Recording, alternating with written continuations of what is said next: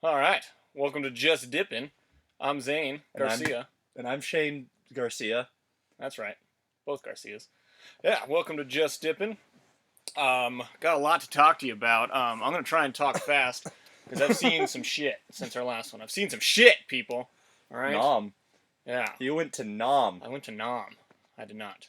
I didn't even see a movie that had it, but All right. So, I have seen a lot. what have you seen? No TV shows. I haven't been watching. I've been watching zero TV actually. Threw it out. It's all been movies, yeah. So if you have TV shows, we should get that out of the way.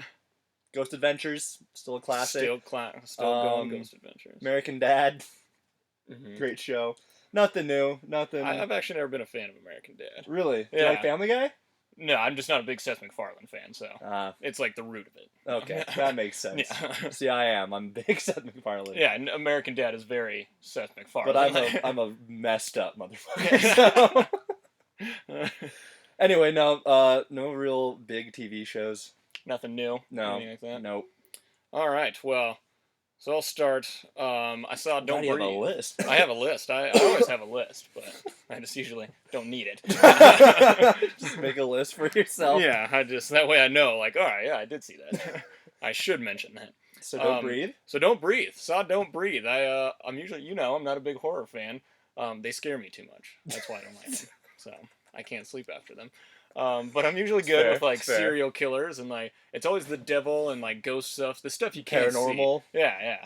And a lot of people are like, well, like a serial killer is more common to happen, and I'm like, yeah, but I can like feasibly do something about that. Yeah, with like, a ghost or a demon, you're just kind of screwed. Yeah, I don't know where they're coming from. Like, I'm not. I mean, that's why I watch Ghost Adventures is to train. So Yeah, that when I do get possessed, I know how to fight it. I gotta fight that. Yeah, like I'm not saying like if I came across the guy in Don't Breathe, that dude would whoop my ass. But still, the idea that I know where he is, like at least you know what's happening. You just will not be enjoying it because that guy's freaking a monster. Yeah. Oh yeah. And yeah, I actually went in looking for problems because I had heard all these great things about it, and I was like, all right, I'm gonna go in and be like I'm gonna be very conscious about it. I almost went in like thinking, yeah, I'm gonna prove them wrong. Bastards wrong. And it's a great movie.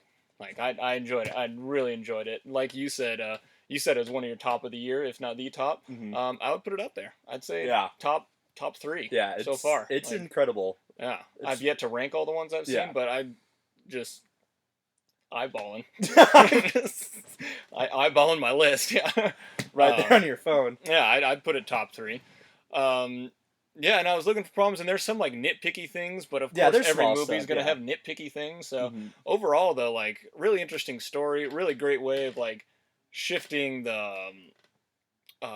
It changes your sympathies. Yes, thank you. Yes. So spoiler warning, because we've both seen it, so we're just gonna spoil it. So if you haven't seen it, it's been out for a while, and like the #1 movie. So if you haven't seen it, like you're lost. What are you doing? Because at the beginning you're kind of like, well, these guys are little shits. Like they kind of suck. They're breaking into this guy's house. They brought a weapon, and they're just gonna steal the money that he got because his daughter got run over. Mm-hmm. And so you kind of side with him at first. Yeah. And then, whoa, does that flip? Mm-hmm. Flip at the end there. Shit gets twisted fast. It gets real messed up. Yeah. But in the best kind of way. Yeah, in the best way to where you're like, okay, now and then even still, I was like, I see how he got to that point. Yeah, like it's understandable. I see how far this guy had to be driven to get to this point. And he had reasoning behind what he did, and like he even had morals within kidnapping the girl that killed his daughter, and impregnating her to give him another child. Yes, but impregnating her not raping her. Not raping her. Yeah. He just uses a turkey baster. Yeah. Yeah, and so. It was very good. Yeah. The one thing that like I didn't even think that was nitpicky. The one thing I was like, they really should have just cut that out. Is the very opening scene when he's dragging her by the hair, because then instantly I'm like, okay, this guy's bad in some way. Yeah. And that's a very common tool in movies where they like give you a piece of like media arrest, I think it's called, where you start middle of the action. Yeah. But yeah, I would have preferred just jumping right, like cut that beginning out, and then jumping right into them, like breaking into this other house. See, I felt that way at first, but after seeing the second time, I liked it because Well, one, I think the opening shot is awesome. Like how Oh it starts aerial and it just slowly zooms in. Like the whole time you're like, all right, it's gonna cut at some point. Now, or now, but it never cuts. It just zooms all the way in on him, and I thought that was awesome. But it also it adds a sort of tension throughout the film because every time they're about to escape, you think, oh yeah, they're gonna make it, but then you remember, oh wait, opening scene, what's gonna happen? So like it kind of instills this sense of dread, I feel like, or at least that's what they were going for with that. But yeah, I mean, I think you definitely, if you took it out, it wouldn't necessarily hamper the movie though. Yeah, yeah, and yeah, that's absolutely probably what they were trying to do is just get that sense of like dread and something's gonna happen. But I don't know. I feel like the whole playing with sympathies would have worked better without that. Okay. I would have fully been on his side originally. Yeah. And then as it goes, I would have been like, whoa, this is a twist. Like the twist would have hit me more, I think. Okay. Even though I kind of knew the twist before, just hearing too many people talk about it. And so. I mean, it does kind of show in the trailer. There's a shot of the girl like jumping forward with the chain. So yeah. So you know something's going on, but yeah, you don't know. I feel like exactly, I wish they hadn't put that in the trailer because then it really probably would have had more of an impact. Yeah, true. So yeah, Don't Breathe. Highly recommend it. 5 out of 10. Pickles. 5 out of 10 pickles. That's a good rating.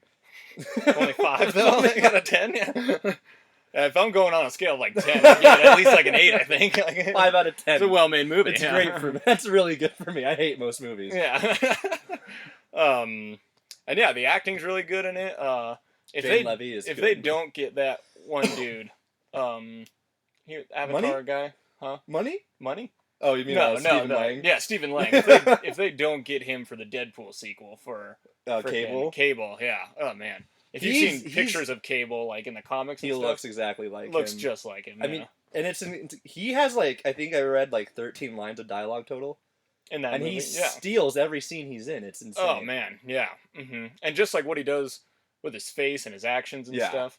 There was a moment in it though where, after they kill the main like ringleader of it all, Money. Is that Money? his name? Yeah. After they kill Money, and then the little dweeby kid comes back in. I call him dweeby for like that's the character he plays. He is. He's survives literally everything. Like, well, not everything.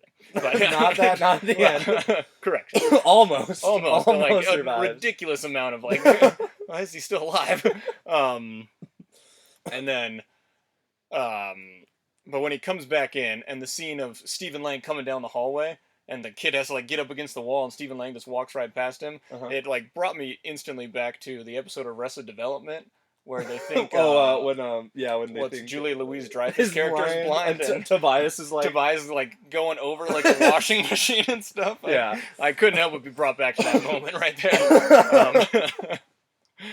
I have to say though, I thought another great shot was when they first enter the house, and it's just that one tracking shot as they walk around, because literally everything it shows comes into play later. And just the way it like just seamlessly goes through the walls. And even like going to the floor, usually people use as like a stylistic technique. Because it's the vent that she crawls through. Yeah. So like it literally, there's not a shot or scene in that movie that doesn't matter. No, yeah, absolutely. It is definitely one of those movies that, and I'm sure a second viewing you really caught on to that.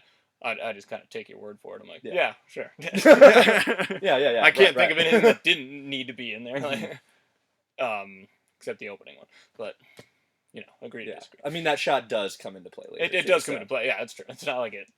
I'm saying it shouldn't have been where it was. Yeah. Anyway, beside the point. Great movie. Go see it. Go see it while it's still in theaters because the theater aspect really helps. Yeah, just that silent kind of that like atmosphere, and being in like the really dark room with like the immersive screen and stuff too. So so that's a big one. Before Sunrise, I finally saw this movie's like 20 years old. Oh, the Richard Linklater, Ethan Hawke. Yeah, it's the beginning of their before trilogies. And yeah, I had finally heard like that they were a trilogy and that they were connected and stuff. I thought, I was like, he just keeps naming movies the same and putting these two people in it. Like, for some reason, I didn't connect those. Apparently, he's a genius.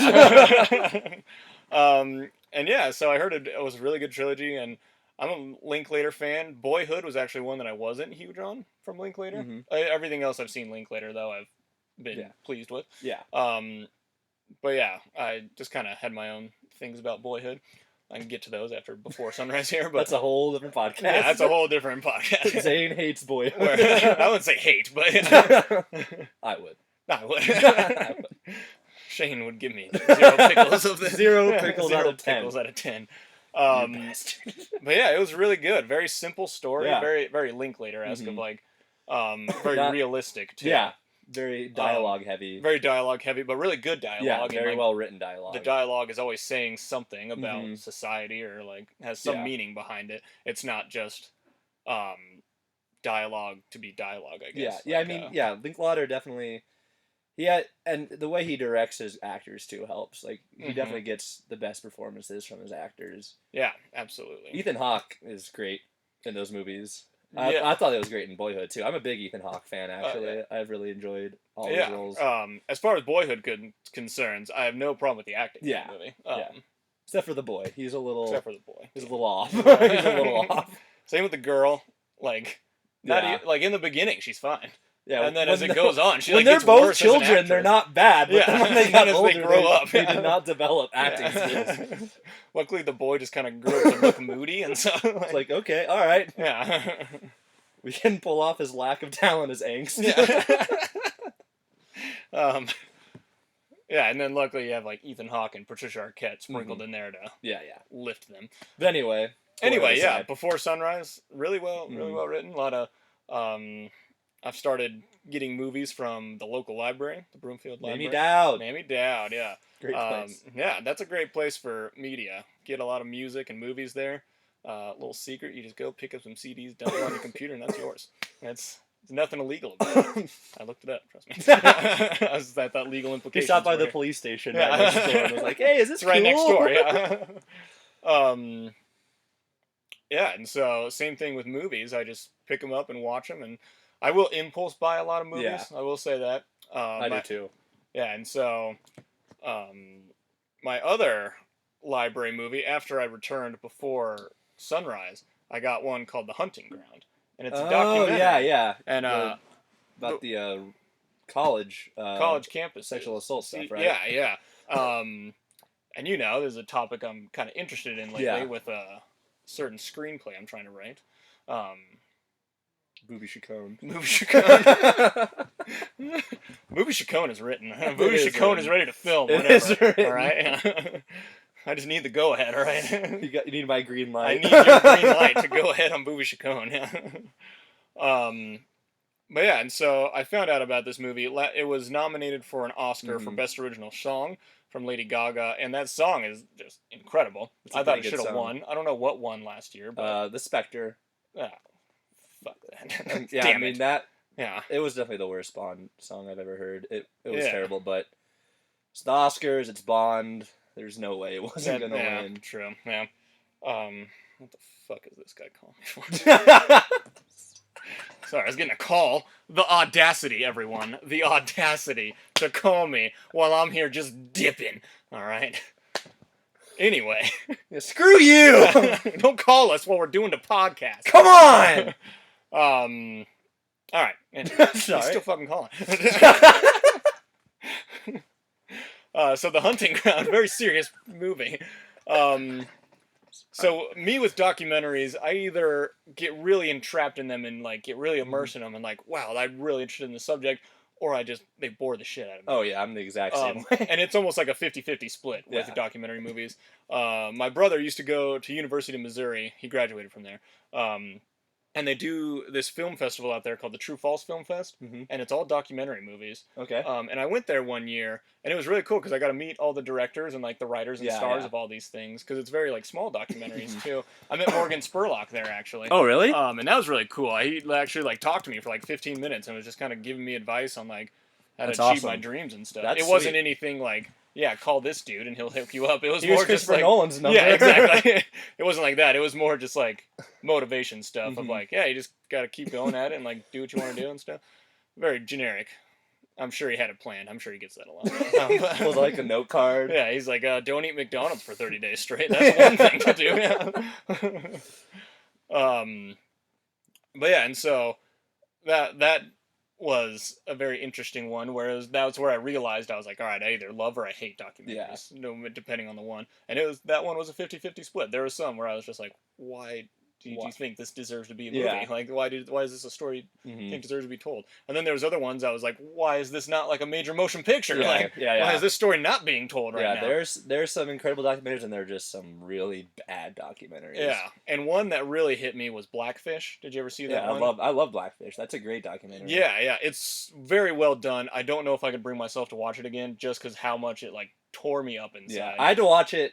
I watched it like just like recreationally. I did it just for fun because I heard about it. Yeah. But then I had to watch it again for class, so I did watch it again. And I mean, yeah, it's hard. It's a hard movie to watch. Yeah. Oh man, like just every scene in that movie is just a new heartbreaking detail. Yeah. About SeaWorld and stuff. The trainers that got attacked by Tilikum. Great name by the way, Tilikum. Tilikum. Yeah, and so I had a feeling.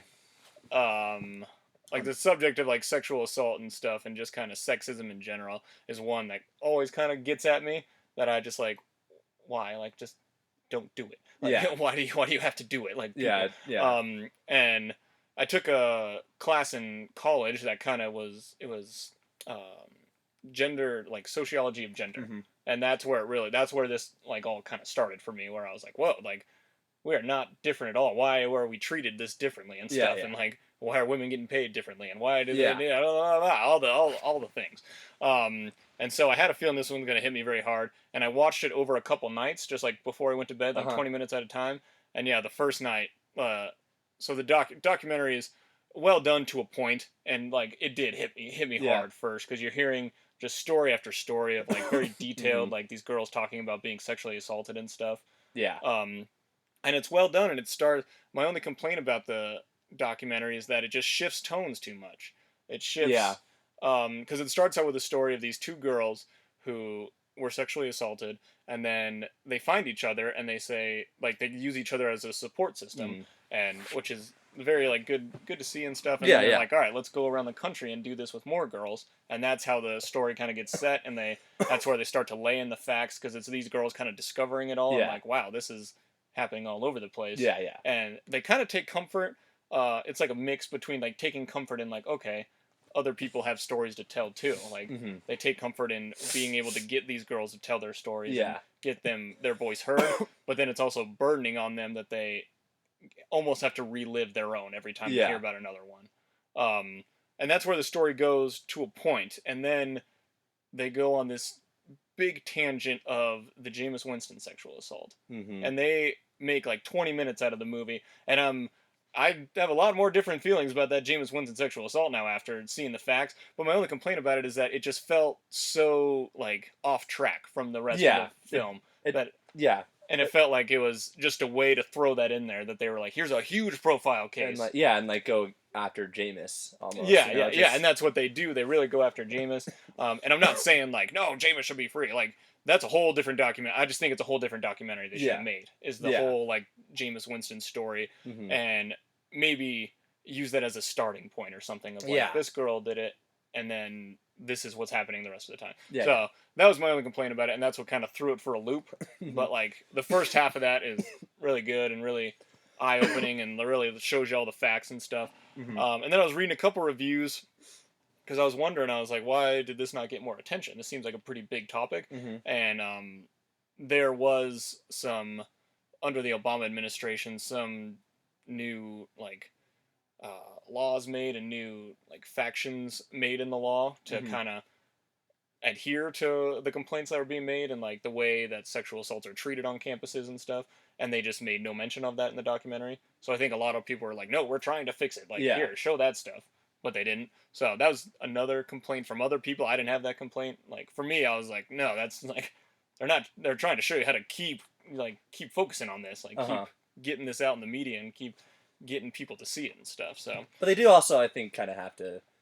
They do have show to both sides, because I mean, I think that's hard for me when I watch stuff like this. I haven't seen Hunting Ground, just because I already feel so like saturated with stories already in the media. Oh, okay. I want to see it eventually. I just kind of need to take a break from that stuff because it's just depressing. It just bums you out because it's yeah. so terrible.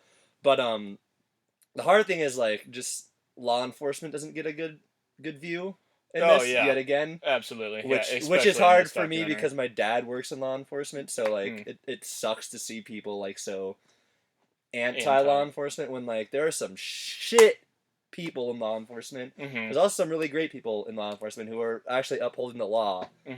And so I mean it's just that's just my own personal stuff that I deal with it. I'm glad these movies are made though and it's getting the message out, but I just haven't gotten around to seeing it yet. A more like full scope though. Yeah. And that is another fault of this one is it very is one-sided and it really like paints the police as like and like college campuses in general is like, no, we don't care. Like we don't care that you got sexually assaulted. Like that guy is a football player, a basketball player. Yeah. He's bringing in revenue to the university.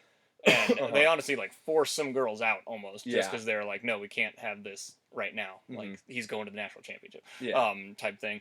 But it also paints like frat brothers as like just like the worst. Predators. As just like the worst people. And I mean, I don't know that culture very well. I had like a few friends in college who were like frat brothers, and I'd like to say I don't think they would ever do anything like that, but they seem like very nice guys. I mean, some frat brothers definitely kind of give themselves that image. Exactly. But I'd agree with that a more full scope, and a lot of documentaries are like that with even like little, like I saw at that True False Film Festival. It was a documentary on the YouTube guy, the Leave Britney Alone, and it was very just like poor him, poor him. Even though it's like, well, like go out of your house, like, just go, stop going on the internet. So my senior year capstone in college was a documentary. Yeah, you took a whole class on this, didn't you? And that class kind of ruined my perception of documentaries because there's just a lot of falsification of stuff. You kind of realize like so this guy who I think graduated from DU, he has been involved in some Oscar-winning documentaries, and so he would come and show us a few and talk about it, and like he'd talk about how like some shots, like there'd be audio of two people talking put over another like images of two other people to make it seem like they were talking, but it didn't happen at that point. And so there's a lot of just like manipulation of people and footage and stuff to create your own story instead of actually showing what's out there. And it's just it's hard to now when I see a documentary, it's like it's hard for me to trust what I'm being shown because I know like there's so much bias in it. There's so much stuff that's faked and just kind of they take parts, put it, move them around and kind of create their own story rather than actually what happened. So yeah, it's hard for me to watch a documentary and not be like, okay, I don't know if that's actually true. Okay, I don't like you. I'm very much more perceptive to just like the stuff. Like I'm perceptive to the way they're made, and so I can kind of identify when they're bullshitting me. Gotcha. Or stuff like that, and I can tell like, okay, I know you're trying to sway my opinion on this person in this way, whereas it might not actually be how that person is. Yeah. I mean, I think there are still documentary filmmakers out there and documentaries that are made with the good intentions. It's just I can't watch them much anymore just because I know what goes into making them. Yeah, you've seen too much. Exactly. Nice. Yeah. So Hunting Ground. If you're not interested in the subject at all, like if you just like, I don't want anything to do with that, do not watch it, because it is smacks you in the face with the subject. Yeah. But if it's something you're like, I do kind of want to hear that opinion on it and see that kind of some of the facts on it, in a very dramatized way. Then yeah, check it out, rent it. I just rent. Go to your local libraries. Maybe Dowd. And then the last movie I saw yesterday. Sully, right? Sully. Saw the new Sully, the Tom Hanks Clint Eastwood movie. How was it? It's okay. Really? It's just okay. I've heard like incredible things about it. Yeah, and it's getting a lot of like awards talk and stuff, and So I'm a Clint Eastwood fan. Clint Eastwood director Me fan. too. Love Clint Eastwood. Gran Yeah, Torino is one of my favorite Gran films of all time. Torino's amazing. I literally like Jersey Boys, Okay. the Jersey Boys movie he made. I've always thought it would have been. I just love the Four Seasons as Yeah. well, and like Frankie Valli and that whole story. I love the musical it's based off of, and it's just one of my favorite stories told out there. I have like a big collector's edition of like their albums and stuff, and like a whole like vinyl. So I love the Four Seasons. So it's like a very just good like subject matter for me. Yeah. And then the only thing is like if Martin Scorsese had directed the Jersey Boys movie, I think it would have been better. But that's the only person I could think that would have done it better. Okay. Just because a big complaint about that movie is like how slow paced it is compared to the musical, and I just think Scorsese would have been able to chop that up a little quicker. Yeah. But yeah, different Clint Eastwood movie. So Sully, I just don't. It's a very choppy movie. Okay. And it tells a story that's a very interesting story of like. Obviously, it's about the Miracle on the Hudson story where Captain Chelsea Sullenberger, something like that. Sully. Land like Canadian geese come, knock out both engines. They're just flew out of LaGuardia Airport, New York, and they're going down. And he's got to make a split decision. Like, can I make it back to the airport? And he decides, no, I can't. So he's got to land on the Hudson. So that's the story. And the movie starts out kind of resonating and thinking like, all right, how do I, like, did I do the right thing? Like, was landing on the Hudson, did I endanger people's lives when I couldn't? Like, I could have done something different. Yeah. And it focuses on that a lot. And one thing I've really always liked about Clint Eastwood movies, and this one in particular, is they always feel very authentic. Yeah. Like, if it's a period piece, it feels very authentic. Like, his Westerns, you have no doubt that it's a Western. You're never thinking, like, this is shot on a Hollywood set. Yeah, exactly. You're thinking, like, oh, they are in the West. Or, didn't he make Flags of Our Fathers? Yeah. And Letters from Iwo Jima, I think he also made. Like, those are very authentic, too. Yeah. And even, like, Gran Torino. Like, you're like, all right, this is a very urban, like, movie here. And yeah, movies like American Sniper, too. And so very authentic, and like even just like little bit roles and stuff, and just like the little details of character work are great. It's just the grander story. It kind of feels like he had some good ideas. It just didn't complete a whole story. Okay. And so towards the, it's like in a interesting 3-act structure. Okay. Like in like screenwriting and like storytelling, 3-act structure. And so the first act is very much just like Tom Hanks Sully being haunted by like, and having these visions of like crashing the plane and stuff, and just keeps getting haunted by it, and like he's got the press in his face, he's got the people investigating in his face, all this stuff. And then the second act is the plane crash. Okay. And I thought it was a very interesting like way they did it all. And then the third act is kind of like the resolution of everything. Okay. But as far as like the movie looks great, and Clint Eastwood did this with American Sniper for me, where he showed me things I couldn't even have like really imagined in that setting, like showing the plane and showing like Tom Hanks in the cockpit and the plane landing on the water and stuff. Very visually pleasing. Very like I was like, whoa, I did not know. Like I couldn't have even imagined how that would have looked. Yeah. And he does that very well. But yeah, it's just kind of a weakly structured story. Okay. I think. Great visuals, great acting. Everyone just knocks their roles out of the park. Tom Hanks is still good. Tom Hanks still, as always. I think he'll get nominated for an Oscar. Yeah, I don't think it's as good as like Captain Phillips was. But it's not as flashy of a role. Yeah, it's very like he plays the role perfectly. Yeah, but Sully is just a more like composed guy. Yeah. Than Captain Phillips was. Obviously. Yeah, he was not in the hold of Somali pirates. But as far as we're aware. Yeah. But yeah, and Aaron Eckhart plays like the. Oh right, he's in that. I forgot. He's I forget what it's called in a plane, but he's like the co-pilot. Co-pilot. Yeah. Okay. And he does great. They both rock some mean mustaches. Nice. Great. Always adds to the film. Yeah. And like I said, even there's just like little bit roles. Like, what he also does is show this plane crash from like everyone's point of view. Yeah. Like the passengers, Sully, the Aaron Eckhart's character. The flight attendants, the guy, like the flight control guy that he's like calling in, he's like, hey, we're about to go down. And that's one of the like best scenes in the movie is when it's going from that guy's perspective. And he's like, no, like get back to LaGuardia. You can get to New Jersey. You can get over here. You can do all these options, and then you can hear Tom Hanks like, nope, we can't do that. I'm going down the Hudson, and this guy's just torn apart by it because he knows what happens when people like land in water. They usually die. No one usually survives water landings. And everyone survives, right? Isn't that? Yeah, everyone survives. Spoiler alert. Damn it. Yeah, in the theater, what I thought was funny is like at the end of it all. Hold on, we got some footage stuff again. Footage issues going on. Just gotta stop doing this all the time. I know, right?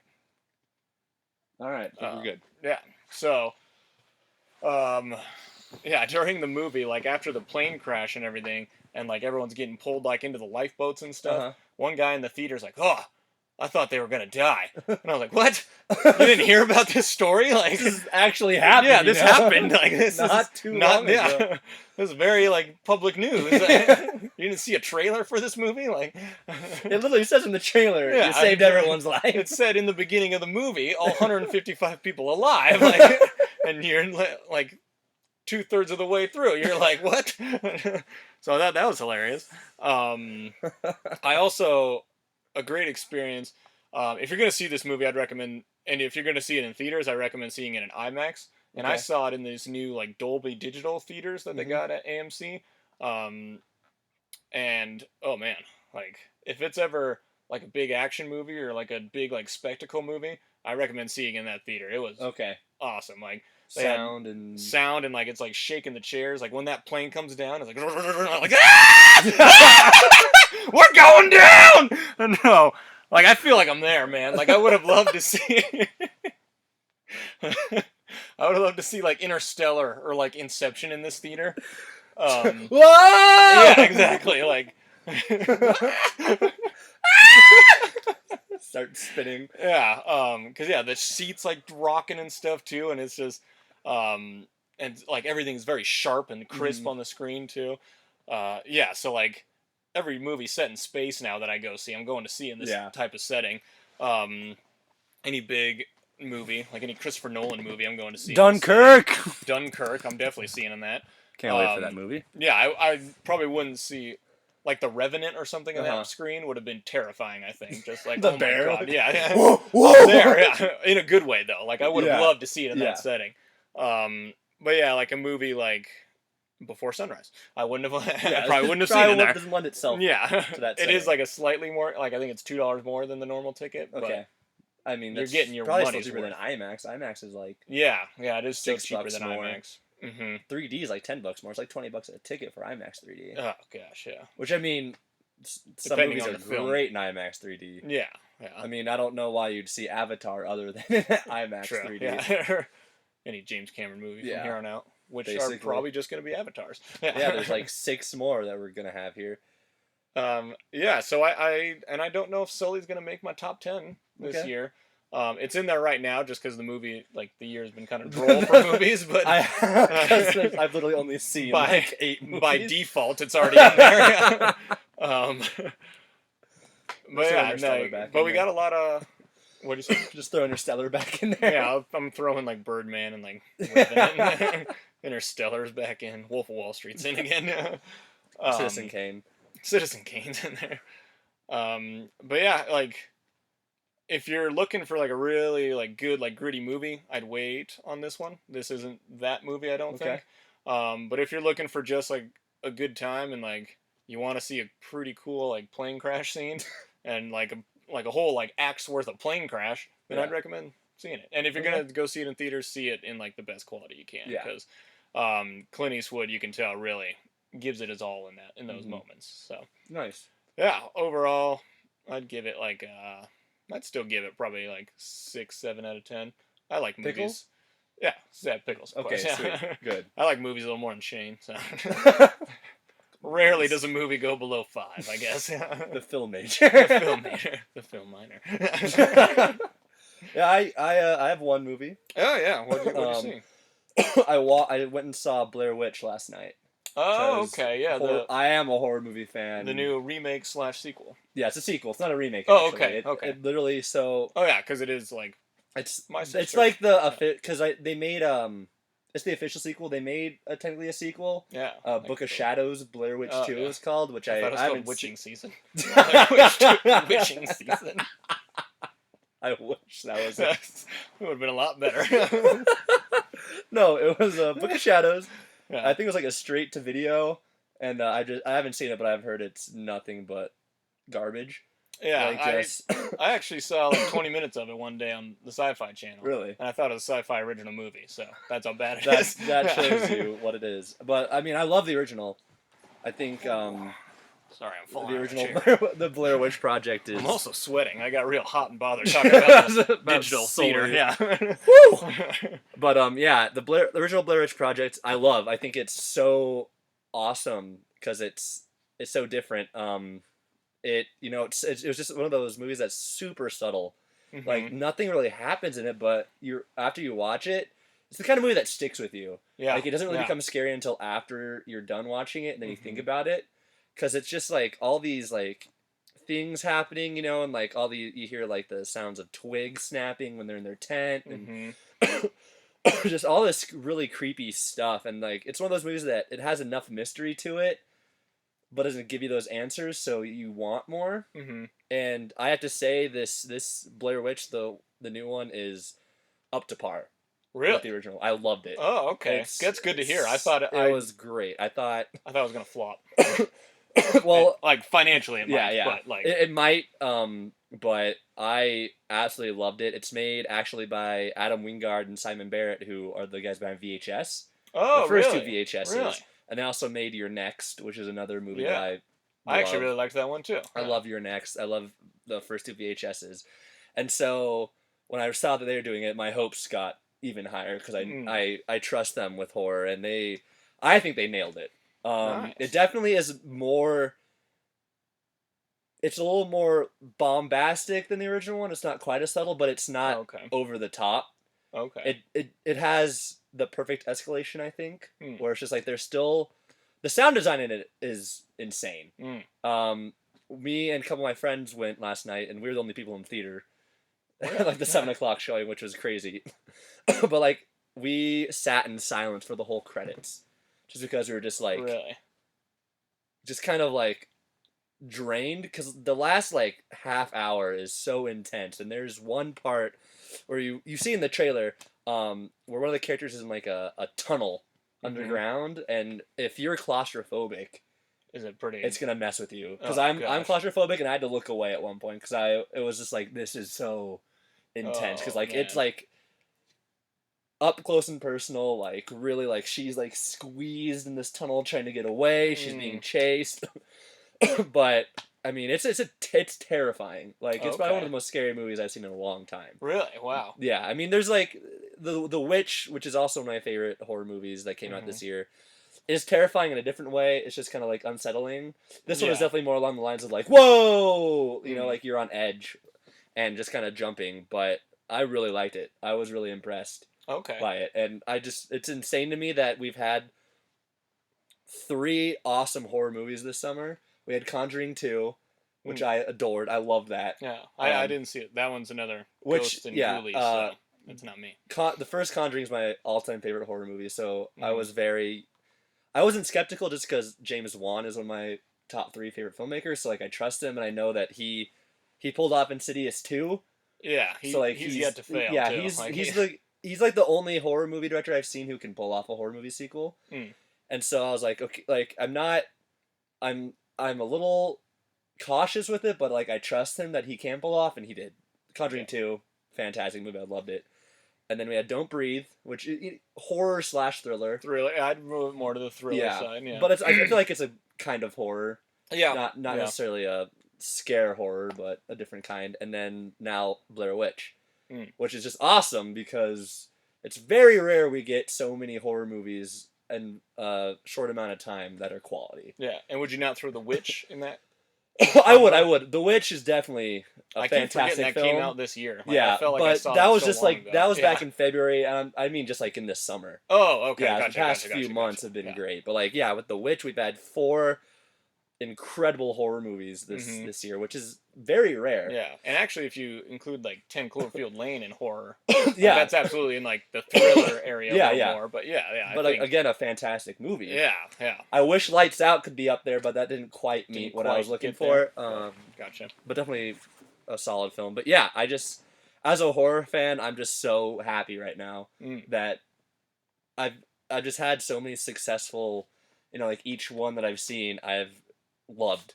Good, yeah. So like that's rare because there always seems to be so much filler with horror movies that are just not great. Yeah, no, and it seems like we get one for a while there. It was like we get one good one, and then like a slew of bad ones. Yeah, exactly. And then you get another good, like James Wan make another one, and then you get all the Ouijas, and then you get the Annabelles. Yeah. Yeah, they got that. Sorry, tangent, but they got that Ouija movie coming out. Didn't that already come out? Like, they had Ouija, but now this is Ouija: Birth of Evil. It's a prologue. Oh, okay. So I honestly thought it was the same movie. I was like, what are we? Did this not come? Are you just re-releasing this? The exact same movie. Like, hey, we didn't make a lot of money. Let's just re-release that. It's basically every supernatural movie that's been made because everyone uses a Ouija board in those. Yeah.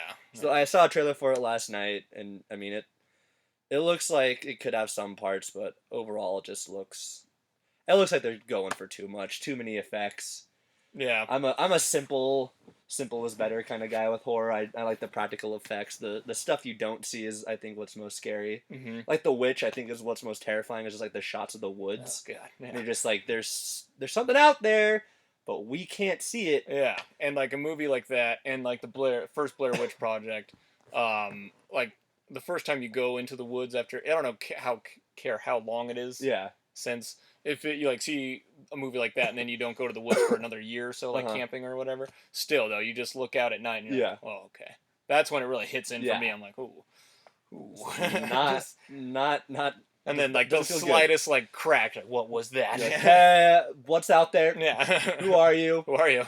Show yourself. Yeah, I mean, Blair Witch.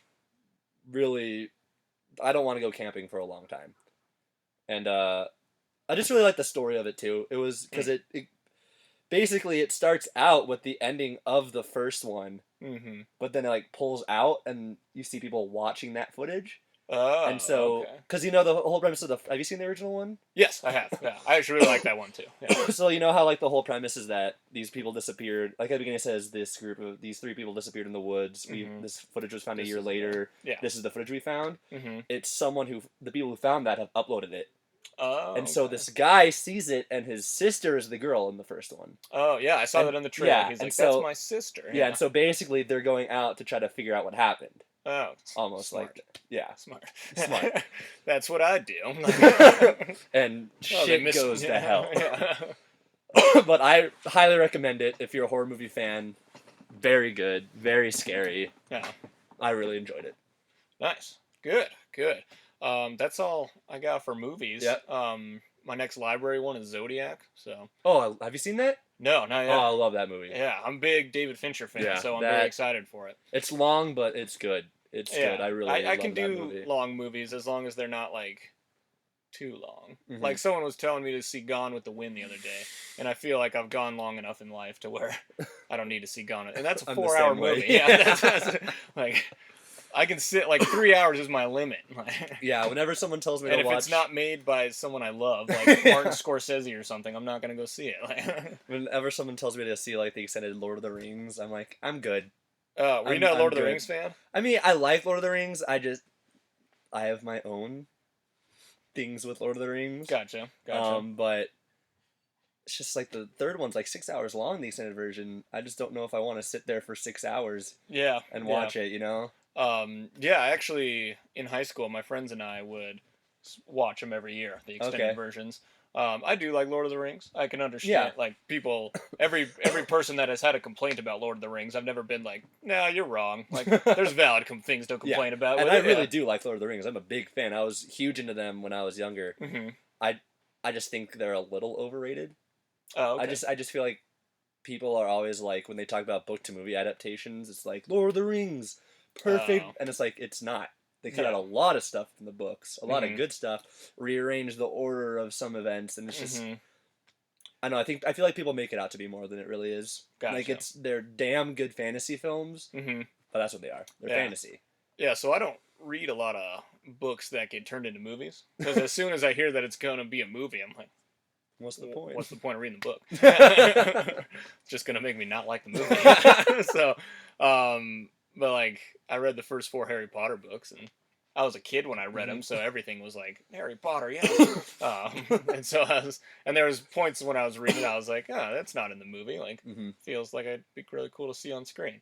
But Harry Potter was one that I felt like better than most adapted though. Oh, I think Harry Potter is probably my favorite book to movie adaptation. I mean, I'm biased just because I love the books, and like I just grew up with Harry Potter, and I can understand like the flaws in them, but I think that it's the perfect adapting with your audience because like the first couple books and movies are like magic, look how crazy colorful, and like true, and like very geared towards children, and then as it like goes on and the characters get older and the audience got older, it gets darker and like more serious because like going from Sorcerer's Stone to Deathly Hallows, like that shift in tone is like whoa. It's kind of like going from your favorite weapon to Daisy. Oh god, It's like what the hell happened? How did we get here? Good lord. And I remember in high school, you can probably recall this. There was a few Harry Potter movies where I was like, I'm too cool for Harry Potter. I remember you and I had like a debate one time where I was like, Harry Potter's stupid, Shane. And you're like, no, it's not. Get out of my room! I hate you!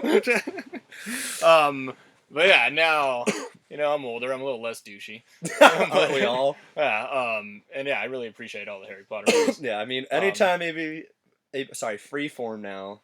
Used to be ABC Family. Freeform. Right. Yeah. Whenever they do a Harry Potter marathon every other weekend. I was gonna say, like, every weekend. I'm there, and I'm watching, and I'm loving every second of it. Yeah. I actually just started reading the books again because of it. Oh, really? I love Harry Potter. I'm still not big on Deathly Hallows Part 1 and Goblet of Fire. Okay. Is that what it is? Yeah.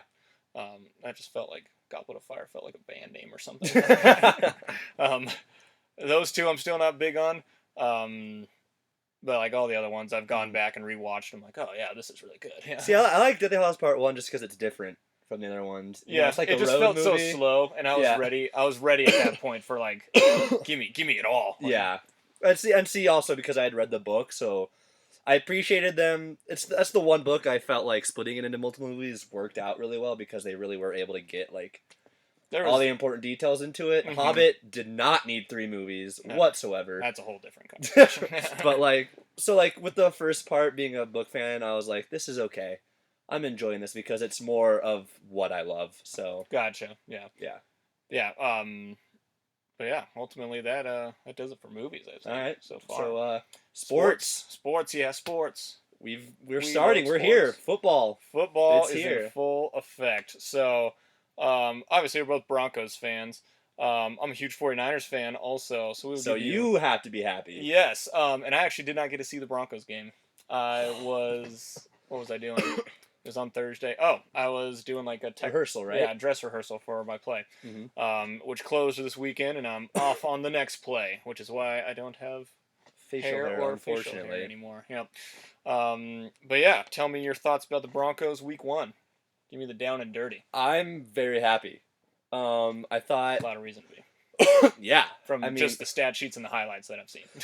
First off, Simeon looked really good, and our offense looks really good, which is surprising. I thought of all the games to look bad, I thought this would be the one this year, just because it's the first one. Carolina's so good; they're pissed off about that Super Bowl loss, and Simeon's new. Just know how fast we have to talk. Sorry, guys, we're checking time here, so we don't go to. We're good. Oh, okay, yeah. And we got it. So I was really happy with how he performed. The one interception. So he had 2 interceptions. The first one was just an incredible play by the linebacker to pop it up, and the guy came underneath it and caught it. Yeah. And the second one was a bad decision by him, where he tried to throw it as he was being hit, and just. It got way underthrown and right to the defender. So that kind of decision making he needs to fix. But like overall, there was one he threw to, I think it was Virgil Green in double coverage, and it was perfect. Like threaded the needle. Virgil got it, huge gain. And so he was just so calm and collected in the pocket under one of the best front sevens in the league. Yeah. And I was just really impressed. CJ, holy shit, was he a monster? Was he good? He was so good. Good. He had 2 touchdowns, right? Yes. CJ? Yeah. Booker, unfortunately, his first play was a fumble. Yeah. But he had other moments where he was, he's a rookie, so that's gonna happen. Mm-hmm. So I think he can still develop into something good. Bibbs played a snap or two, got some yards, looks good. I'm just happy he's on the team. He didn't give up the ball.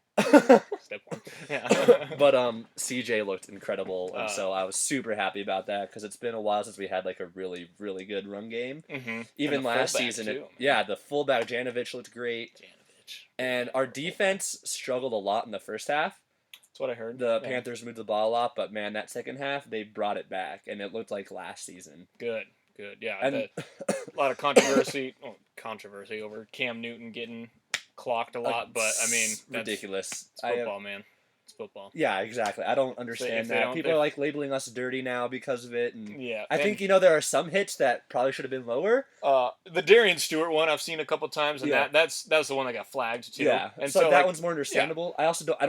I doubt any of the players are trying to concuss Cam. No, I don't think any player except for Dominican Sue is out to get other players. Vontez Burfict. Oh, Burfict and Sue definitely are out to kill people. But like, there's a one on Vaughn people are complaining about, and if you watch it, Ware's tackling Newton and Newton ducks down, and Ware pushes him right into Vaughn's path. Like, when Vaughn goes straight for the tackle at first, he's not going to hit his helmet. Yeah, and then I saw a couple like in highlights and stuff where he like is running and ducks his head. Or I saw that one where Vaughn kind of hits him in the head. There was one where Wolf kind of got him in the head, but like it's moving so fast. And and also with Cam Newton, if you're going to play like a running back, you better get ready to get hit like a running back. Yeah, exactly. If you're going to duck down face first into these guys, you're gonna get hit in the head. Mm-hmm. And there's a point where you just gonna be like, it's your responsibility whether or not you get hurt. Yeah, and actually Cam Newton was very, I don't know if you saw the press conference after the game, but he was very good about like, I didn't think any of the hits were dirty. Like, if they don't flag it, it's not a dirty hit. Yeah, like, he definitely handled himself better than after the Super Bowl. He didn't leave the stage. He didn't leave, yeah. But yeah, I'm very happy with it. I think our defense is going to be really good this season. Yeah. Even though the first half was bad, I think they finally got their mojo back. Yeah. And I mean, DeMarcus Ware didn't play a single snap in the preseason or training camp. Mm-hmm. Came in, had 2 sacks. Yeah. I mean, that guy's unreal. Him and Vaughn, unreal. Mm-hmm. And a lot of people were like complaining that Vaughn didn't do much, but he got held. Well, yeah, that's the only way to stop Vaughn. I mean, there's really a point where Chris, there's really a point where Chris Collinsworth was complimenting Mike Zemmer, I think his name is, the lineman who was blocking him. Oh, okay. And right when he was like, he's doing a great job, it went to this shot. I mean, it's like it's been circulating around where he has Vaughn in like a full Nelson, and it's just like Vaughn's like dangling, and he's just holding him, and the ref's right there. Oh my god! And they didn't call it, and so it's like, well, he can't do anything if they're gonna be playing like that, So I still think Vaughn's amazing. DeMarcus Ware is amazing. Our defense is gonna be great. Chris Harris Jr. had an incredible interception where he was able to tip it up, turn around, and dive and catch it. Oh wow! And then he did cost us a big 4th and 21. Yeah, like hands to the face. But the thing is, I think it was Benjamin he was covering. He should have been flagged too because his hand was on Harris's face. Yeah. And so technically those should have offset, and they should just replayed the down. Gotcha. Instead of giving them the first down. Mm-hmm. So I'm not happy with the officiating in that regards. At first I was a little upset that it came down to a missed field goal instead of like us. Instead of like a touchdown to go beating ahead. them. Yeah. It was them messing up. Uh-huh. But the more I thought about it, like, however you get the win, man. That, and also it's like, the defense still was able to keep them until that moment, and also Kubiak with the clutch timeout to ice the kicker. Yeah. Perfectly timed. So I'm happy. I'm happy football's back. I'm happy the Broncos proved everyone wrong because everyone thought we were just going to get slaughtered. Yeah. Myself included. I did not think we were going to win that game. Oh, okay. I was legitimately terrified for it, but we did.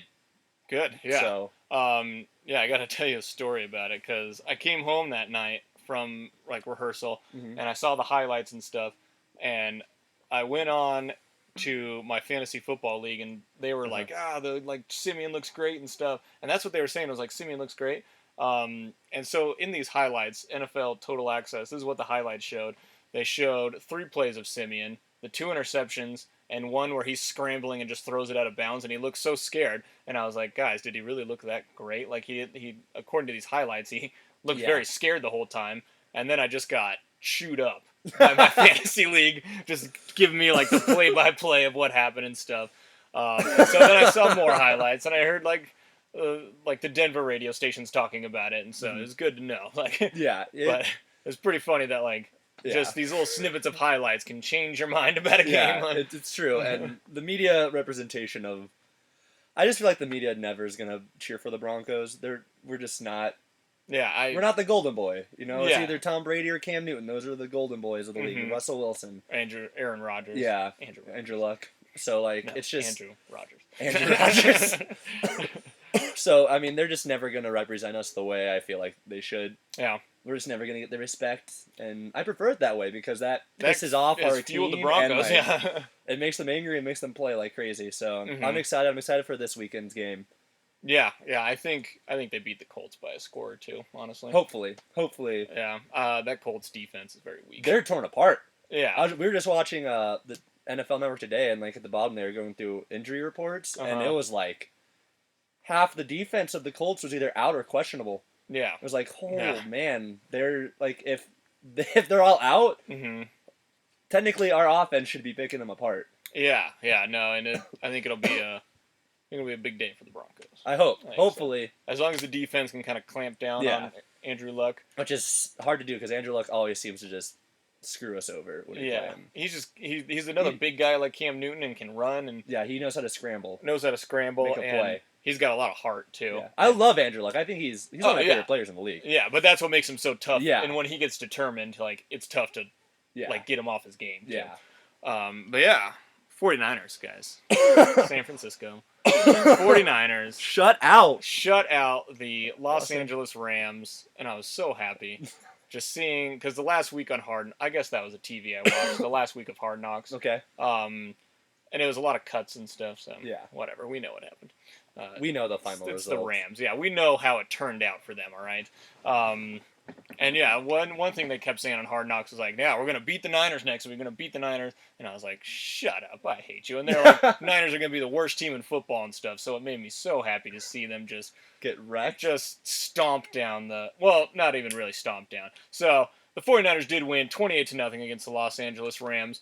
But it was less that the 49ers looked good and more that the Rams looked bad. I'm going to be honest. I love my 49ers to death, and I was so satisfied watching it. But it was one of the most boring 28-0 games I've ever seen. Yeah. Because there was a good, 2 quarters worth of the whole game where it was just 3 and out, 3 and out, 3 and out, 3 and out, 3 and out. And then the Rams throw an interception. The Rams couldn't move the ball at all, which made me so happy. Huge Navarro Bowman fan. He had a big night. Yeah. Had an interception and a gajillion tackles. Keenum, I don't know how many times Keenum got sacked in that game. Yeah. It was sad for the Rams. But yeah, it was sad to watch. The Rams look awful, but their punter looks great. I will tell you that. He pinned to the 49ers back in the 10 almost every time. Yeah. There was one, he punted it from the end zone and he got it all the way to the 30 of the other side of the field. I was like, good God. That's nuts. Yeah, so the Rams punter, great. Star of the team, really. Yeah. Well, I mean, the Rams definitely looked bad. Mm-hmm. But the thing is, this happens every season. They're going to shit the bed now with that game.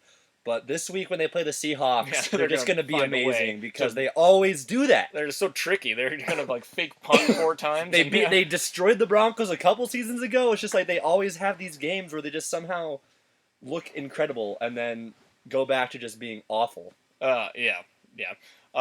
Their defense was a lot stronger that year. They beat the Broncos also. And their defense looked frustrated this time. Yeah. And Blaine Gabbert played well. I was very happy with Blaine Gabbert's play. Very Alex Smith-like, where it wasn't very flashy, even though this week Alex Smith was very flashy. Fuck Alex Smith. Yeah, fuck Alex Smith. Even though he used to be a Niner. Yeah. I liked him then. Yeah, we all did. I hate him. Now we all hate him. But very much Alex Smith-like, where he didn't go for the big plays. He didn't go for the big plays, did a lot of checkdowns. What I was impressed about is he ran a lot. Yeah. And he kind of... And, the announcers were like, he's not checking the whole field. He's just running. But, Gets a first down. It gets you He yards. got a first down, and he wasn't afraid to. He knew when to slide. He broke out on some that I thought was gonna get locked down a little bit more. Carlos Hyde looked good. Yeah, it looked really good. 49ers, not like they didn't move the ball all too well all the time. They had 4 drives where they moved the ball well, and they scored in all of them.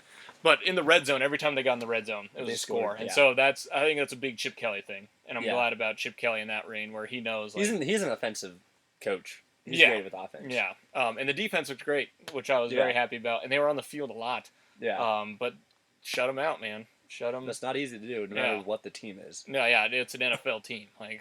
So very happy with the 49ers. Just kind of quick impressions of the rest of the league, real quick. Steelers look scary. Yeah, Roethlisberger. As long as they stay healthy, they're gonna be a Super Bowl contender. Yeah, they're gonna be scary. Rogers. Yeah. Some incredible touchdowns. Yeah, I played him in fantasy. Yeah, his against him. I didn't play him. Which is it's always bad playing against Aaron Rodgers. Yeah, because I still won this week. So. Yeah, his defense isn't great, so he really carries that team a lot, I think. And same with Drew Brees. Saints live and die by Drew Brees, and that was a real bummer especially because of the Raiders, and I'm Saints tired of the Raiders. So yeah, it's so bad, and they had it. Okay, well I'm not gonna. We're almost done. Yeah, whatever. But yeah, Patriots. Not surprised they won, even though they don't have Brady. I was kind of surprised against the Cardinals they won. Yeah. A lot of people were saying, like, oh, the Patriots are going to be terrible for those 4 games. Like, no, they still have Belichick. Yeah, the real genius behind it all. Yeah, anytime you go up against a team coached by Bill Belichick, you're going to have a hard time because he's the best coach in the league by far. Garoppolo has been around enough that he has some experience. But also, I really thought the Cardinals' defense would be better. Yeah. The Cardinals just weren't prepared, it looked like. They just did not come ready to play. They probably came in a little hyped up. Yeah, they probably bought it. Yeah, exactly. Yeah. They have their backup, so how could they beat us? So I think they will be better. I still think they're going to make it to the playoffs, probably, because... I hope not. They're the 49ers division. I know. I hope the 49ers but, I mean, shut them out, too. They got the Fitz. They got Fitzgerald, who's an ungodly receiver. Yeah, I'm just kidding. I like Fitzgerald, but except when he plays the 49ers. Yeah. Seahawks. Seahawks didn't not look great. They didn't look great. They still pulled off the win. But who did they face again? It was the Dolphins. The Dolphins, right? At home, and they won 12-10, I think. Yeah, it wasn't a pretty game. The offense looked like they were... I mean, the Seahawks' offensive line has always been pretty rough, and they looked very rough. But with Russell Wilson, you always have a good chance of pulling something out because he can make a drive like no one else. Dolphins need them to be good so they can beat the Patriots twice. To how about the Broncos? Yeah. Because it always seems like the Broncos and the Patriots are the ones who are duking it out for the second and first place in the AFC. So if any of the Dolphins and the Bills and who's the Jets to just turn on for the Patriots this year because Jets look good enough to do it, I think. Jets look very good. Even though they lost their first game, they looked pretty good last night. Who did they play their first game? It was Cincinnati, right? Bengals? Yes, it was. It was a good team, and it wasn't like a blowout game. No, it was very close. Yeah, but they looked good last night against another team that's pretty good. Bills aren't a bad team necessarily, but they have their they have their moments of good. Their defensive coordinator is Rob Ryan. You're seeing what he did in New Orleans right now. But I think the Jets are good. They got Brandon Marshall, who's one of the best receivers, I think. And their defense is good enough. Yeah. And Decker's a good receiver. I think their defense is solid enough. They got a running back in Matt Forte now. Yep. Had a big game last night. I think there are going to be some teams that will give the Patriots some trouble this year, I think. Yeah. More so. More so. As long as Brady gets hit a lot, that's all I care about. Because I want his body to break down. Okay. Want him to age finally.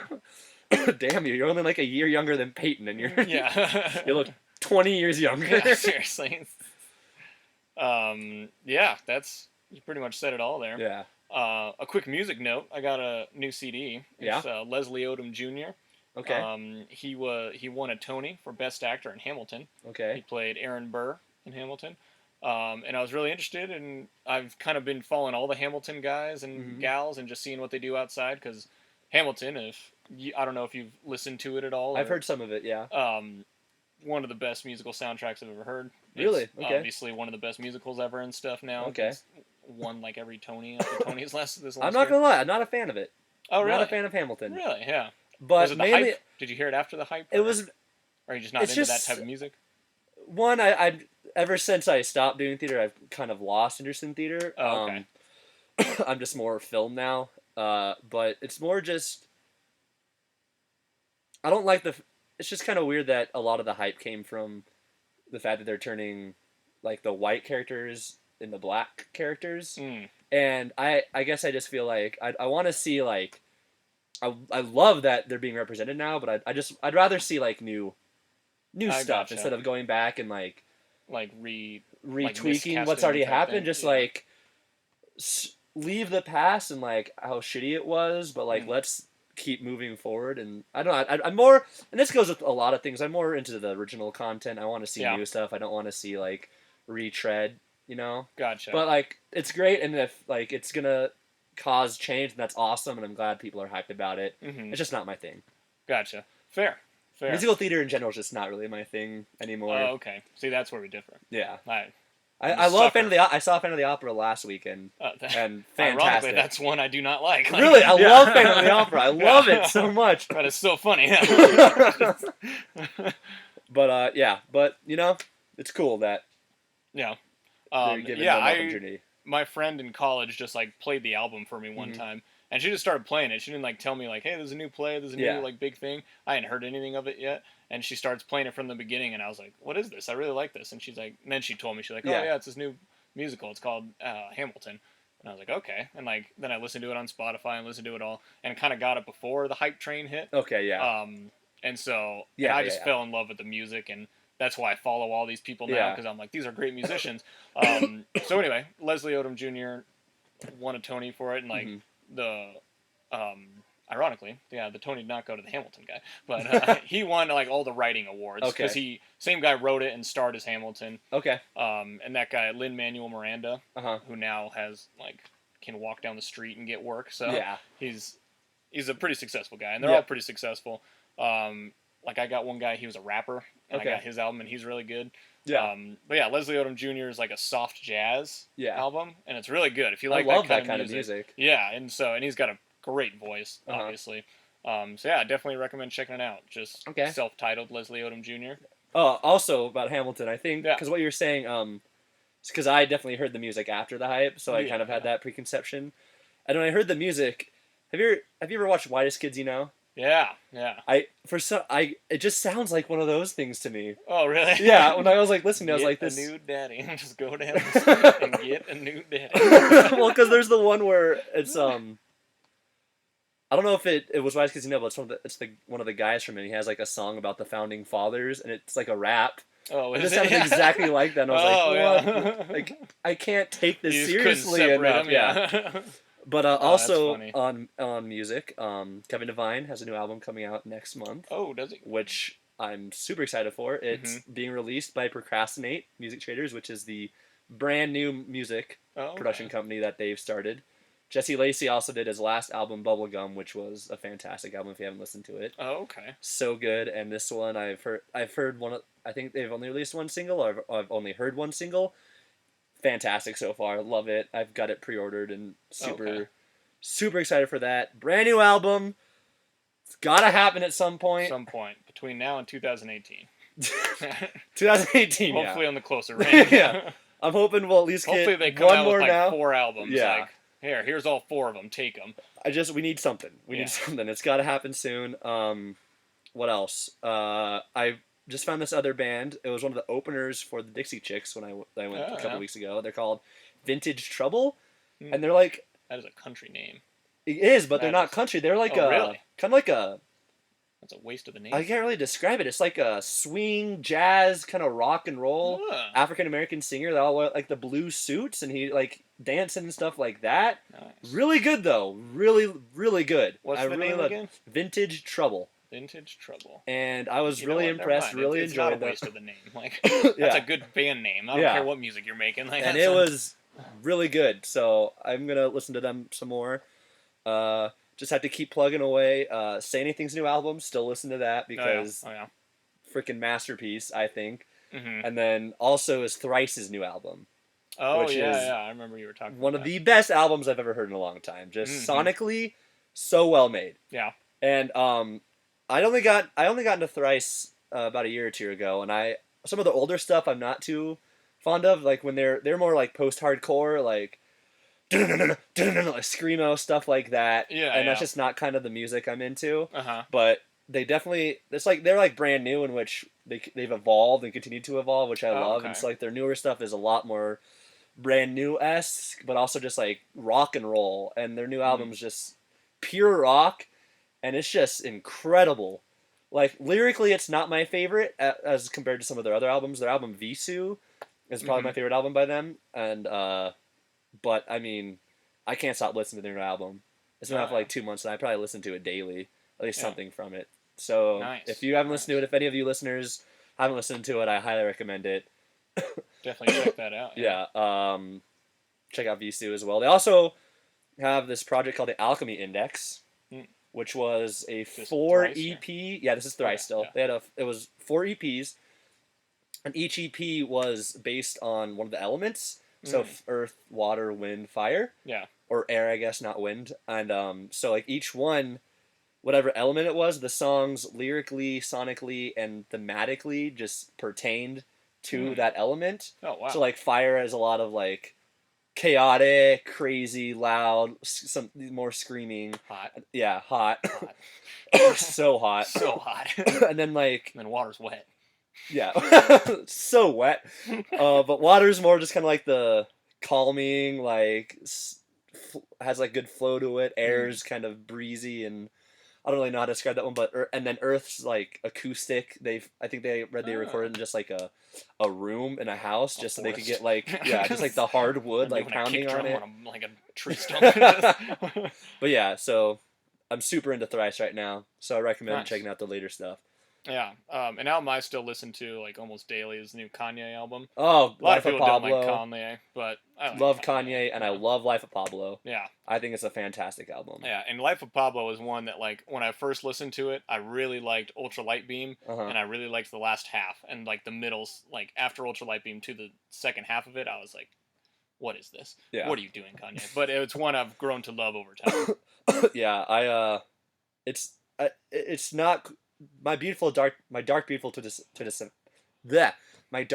twisted fantasy I still think is his best. Yeah, that's still my favorite rap album of all time. I think that album's about near perfect. And I don't know if it's quite as good as Jesus, but it's up there. Oh, I think it's better than Jesus. I think that's his best album.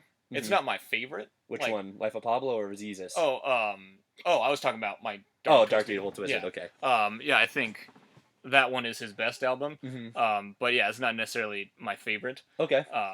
I still I like his older stuff. I just kind of like College Dropout. Yeah, College Dropout and Late Registration. Yeah, I think will still always be my that's favorite. Just classic Kanye. Yeah, and that's kind of more like, I don't know. He felt almost more authentic then. Not that he ever feels unauthentic. Yeah. But it just felt like he was really like, I got to make a name for myself. Yeah. Then like now I never feel like now he's like I just phone it in. Like he's still doing what he wants. I think he's still much more authentic than a lot of the rappers. Oh yeah. But yeah, his music is definitely just kind of like, as he's evolved and stuff, just kind of gotten a little more out there. Yeah. Which I mean, I always encourage artists to kind of push themselves a little bit. Oh yeah, absolutely. Yeah. It's just when it comes down to it. Yeah. I'm gonna pop on College Dropout. Yeah, exactly. But yeah, Life of Pablo is great. I love that album. Yeah. All right. Well, that's all I got right now. That's all I can think of. Next week, just a little teaser. I'll try to have watched, or I don't know, next episode. I don't know if it's gonna be next week. I'll try to have watched Zodiac by then. Yeah, let me know what you think. It's been a while since I saw it, but I love it from what I remember. Absolutely. I think we're gonna try and go see Snowden this week as well. It's been getting really good reviews so far. Yeah, I didn't see like the documentary of that, and so I don't know a whole lot about the story. So I just know the basic. Yeah, I know basic elements. Really saw the information. Big Jogo fan. Yeah, Joseph Gordon-Levitt. Joseph Gordon-Levitt. So. Yeah. So. Yeah, really excited for that. Another Broncos game under our belt. Maybe maybe 2, depending on when we make the episode. Oh yeah, true. At least another 49ers game. Yeah, they're playing the Panthers next. So I don't know if it'll go quite well. I'll be realistic. Hopefully the Broncos. I hope they just make it a game. Yeah. Other than that, keep on dipping. Just keep dipping, guys. We'll see you next time. Later, nerds. Danny knows.